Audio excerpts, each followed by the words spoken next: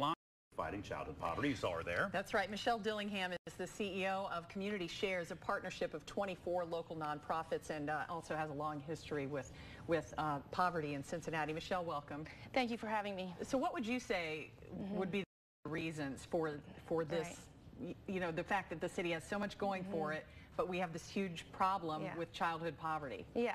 Well, first of all, I'm really glad to be here talking about this, and the fact that it's being framed as a crisis is really important for the folks who've been working on the ground for years, working with families who are experiencing financial distress. Crisis implies that it's an immediate need, that we can do something about it, and that is very true.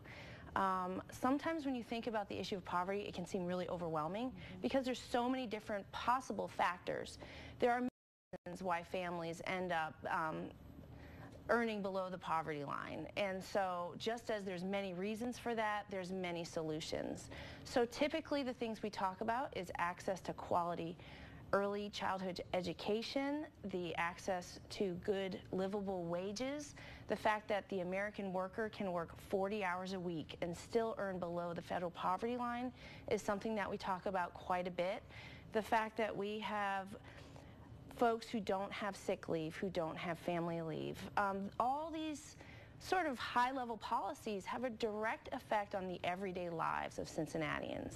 Well, and I think a lot of people, when they hear about this issue, first of all, the word crisis is right on it, because I think for a lot of people, this stat is foreign to them. You know, we talk about all the wonderful things that are happening in the city, and then you hear this statistic foreign the country, and it's sort of unbelievable. And it's this, we want to do something, but what can we possibly do? You talked about the overwhelming nature of it. You're down in the trenches. What do you do? What do you do on an everyday basis? Well, let me give a shout out, first of all, to some of the organizations who are really working on the sort of upstream issues. Of course, we have our direct social services, which is important, your food drives and your coat drives in the winter, and your charitable giving, which is all very important. But if we want to make a long-lasting impact on really shrinking that number, we've got to look at what are the institutional realities going on that are causing families to fall through the cracks, right? So we look at the fact that, for example, Ohio Justice and Policy Center is one of our member organizations. They're working on ways to make sure that people who have made a mistake, done their time, do not have to continue to not have access to jobs with the whole check the box policy, right?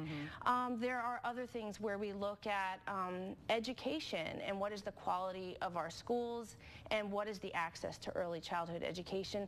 So there's lots of big picture issues that have a direct impact. And let me just add too, that half of our city are working quite hard. In fact, to live below the federal poverty line is extremely difficult, and it takes a lot of resourcefulness.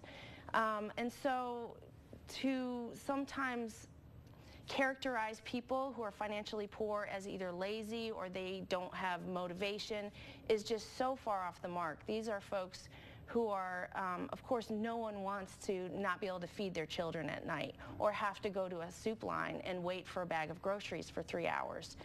That is not something that people choose to do. Michelle, we'll be talking to you more during the coming weeks as we continue to examine this issue. We thank you for your time today. I know we could go on and on, but we have to wrap it up right now. Thank you for the Thanks, opportunity. Michelle. Michelle, thank you.